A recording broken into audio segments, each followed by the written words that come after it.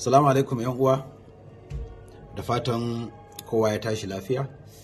To alhamdulillahi account dina ya dawo hannuna yanzu, za a ci gaba daga inda aka dora kuma insha Allahu. Na gode wa dukkanin waɗanda suka taya ni sharing don gudun kada a samu matsala a je a yi abin da bai kamata ba. Na gode sosai.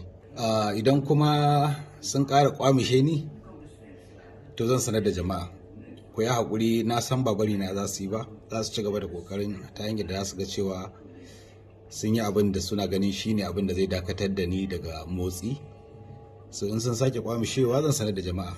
Ina yin haka ne ba don komai ba, saboda gudun kada a je a zalunci wani ko a postin abin da zai jawo min matsala ko ya jawo wa addini na matsala. Ina gudun haka ne, shi yasa nake sanar da ku.